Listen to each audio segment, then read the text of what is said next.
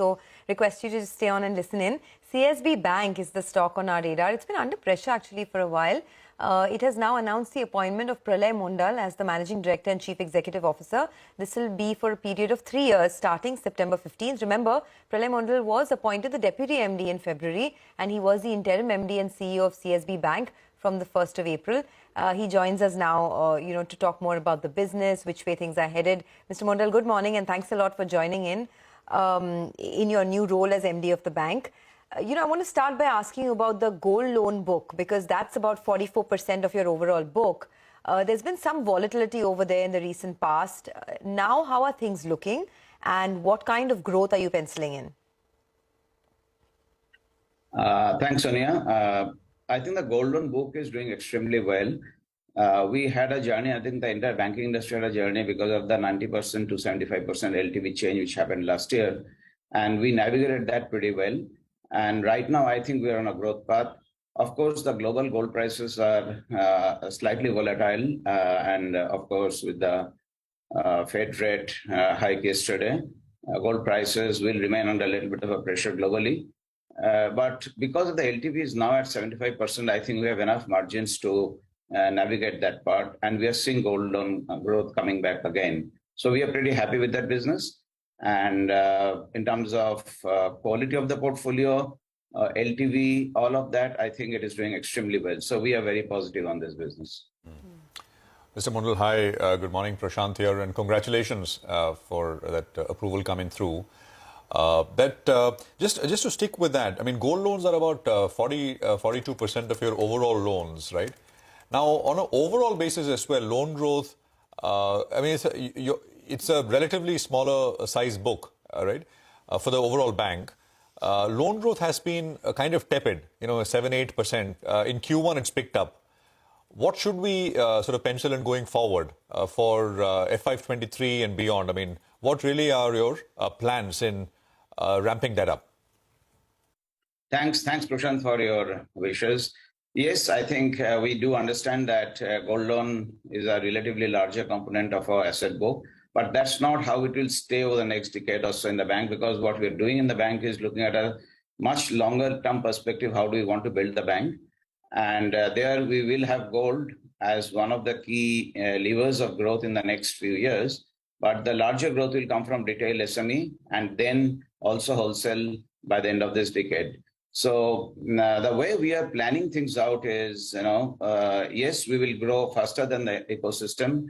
And the credit growth in the industry is around 15-16%, and I think it will remain there. And we think we should outpace that in the next 2 to 3 years, including this year. So on your first question on growth, I think we are looking at growing much faster than what we have done in the past. The second part is how do we do that? Of course, we'll build the retail engine a lot more. That takes 12 to 18 months to build because you need to create a lot of systems, processes, technology. So we are completely changing our tech stack. We have got a great CTO with us. And we are, as we're talking, we are looking at changing our core system, our workflow system, the entire surround system, etc. So once we have that ready, a lot of people are joining us on the retail side and SME side as well. So we are building that franchise. So at this point of time, next 18 months, we will be able to sustain what we are doing. We have this concept of SBS 2030, which is sustain, build and scale 2030. So we'll sustain for the next 18 months and then grow based on retail, SME and wholesale. Actually, on the retail side, there is quite a bit of weakness that we've seen in your own portfolio. I mean, your retail loan book was down about 14% in the quarter gone by. What are the measures that you will take to grow the retail book and what kind of sustainable growth do you see there? See, Sonia, I mean, I have done retail all my life. So let me tell you that the retail book which we have is a vintage portfolio that's just running off. So don't read too much into what is happening in terms of negative growth because that's running off. What is more important is looking at the future, what you're trying to build. And that's where we are going to have all products and services in the bank, some directly within the bank, some through partnerships. For example, credit cards will launch next month through partnerships. We are doing home loans ourselves as well as through HDFC Limited. We have, and we are building a lot more partnerships, both on the product side as well as on the fintech space. So given that perspective, I think what we have to see is next 12 to 18 months is a build phase, and 18 months onwards, you will see a lot more growth in the retail side. And retail is a journey, and it will have an uptick. So net by FY 2030, we have planned our balance sheet. 30%, the largest book will be from retail, 20% will be from gold, 20% from SME, and rest from all other businesses, including wholesale. So retail will be our growth journey, but we want to do it only when we are ready with the entire tech stack. Mr. Mondal, you've got a deep-pocketed promoter. So any discussions with them in terms of strategy, etc.? They are also, by the way, Fairfax has also been interested in the entire privatization drive. For as far as PSU banks are concerned.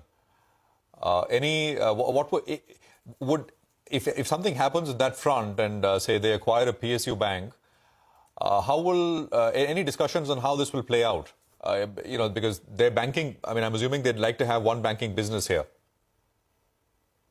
So, Prashant, let me first answer the first part of the question, which is what is the role of the promoter in the bank? Of course, they are almost 50% of the bank in terms of holding. So they have 2 board seats in the bank, and they do contribute and they do participate in the bank strategy through the board on an ongoing basis. So that's part A.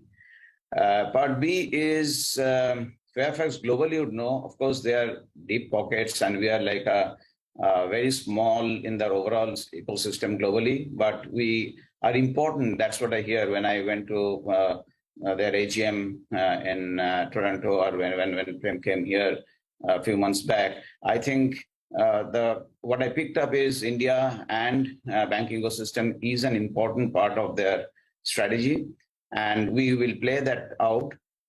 And hence, yes, they have deep pockets and they will support us in our growth. The discussion which I have with Fairfax is primarily on how to organically grow this bank. I mean, for example, I'm investing into the core system and some of the other surround system, etc. So if we have been discussing margin and acquisition, we wouldn't have been investing into this. Having said that, what they do or what the market speculations are, and neither I get involved into that discussion or I can comment on that.